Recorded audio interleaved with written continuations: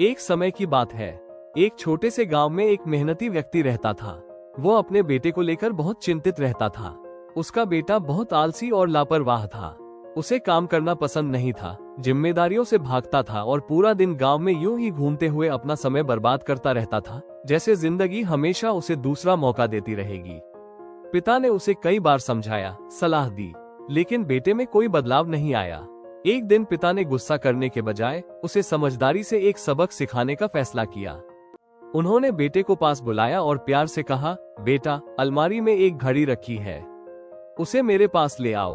बेटे ने अलमारी खोली, घड़ी निकाली और पिता को दे दी। पिता ने घड़ी को ध्यान से देखा और बोले, अब इस घड़ी को बाजार ले जाओ। जिसे भी मिलो उससे पूछो कि यह घड़ी कितने की है। बेटा सिर हिलाकर बाजार चला गया। उसने अलग अलग लोगों को घड़ी दिखाई। एक ने कहा 500 रुपीज, दूसरे ने कहा 1000 रुपीज, किसी ने कहा 800 रुपीज। हर किसी ने अलग अलग कीमत बताए। कुछ ने भरोसे से कहा, कुछ ने अंदाजा लगाया और कुछ को कोई फर्क ही नहीं पड़ा। जब बेटा घर लौटा तो उसने पिता से कहा, पिताजी, सबने अलग अलग कीमत बताए। किसी ने 500 रुपए कहा, किसी ने 800 रुपए और किसी ने 1000 रुपए। पिता मुस्कुराए और बोले, ठीक है, अब घड़ी को वापस अलमारी में रख दो। अगले दिन पिता ने फिर बेटे को बुलाया। वही घड़ी ले आओ, उन्होंने कहा। बेटा घड़ी ले आया। तब पिता ने कुछ ऐसा कहा जिसकी बेटे ने कल्पना भी नहीं की थी, आज बाजार फिर जाओ, लेकिन इस बार घड़ी की कीमत मत पूछना, लोगों से पूछना इस घड़ी के अंदर का समय कितने का है। बेटा हैरान रह गया। घड़ी के अंदर के समय की कीमत? उसे यह अजीब लगा, लेकिन उसने सवाल नहीं किया और बाजार चला गया। इस बार जब वो लोगों से पूछता, इस घड़ी के अंदर का समय कितने का है, लोग उसे घूरने लगे। कुछ हंस पड़े, कुछ ने मजाक उड़ाया और कुछ ने उसे भगा दिया। कैसा बेवकूफ सवाल है। बेटा शर्मिंदा और दुखी हो गया। उसका आत्मविश्वास टूटने लगा। वो धीरे धीरे चलता हुआ सोचने लगा, शायद मैं सच में बेवकूफ हूँ।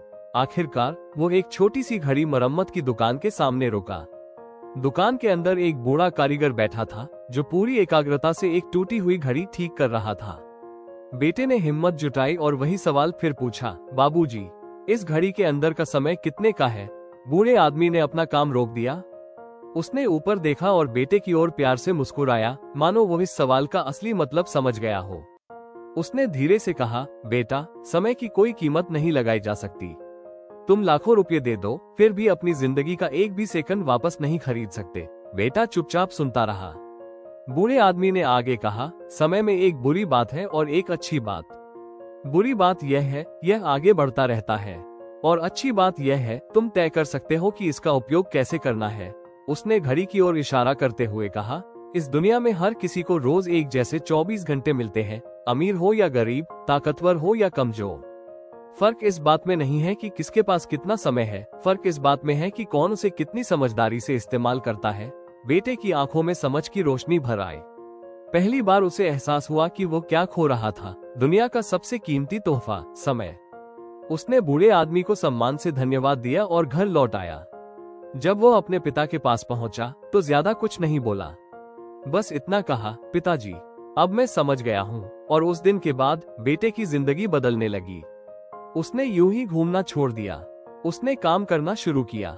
उसने हर दिन को एक खजाने की तरह संभालना सीख लिया, क्योंकि उसने एक सच्चाई समझ ली थी, घड़ी बदली जा सकती है, मनी बैग पैसा फिर कमाया जा सकता है, सैंड टाइमर, लेकिन समय एक बार चला गया तो कभी वापस नहीं आता।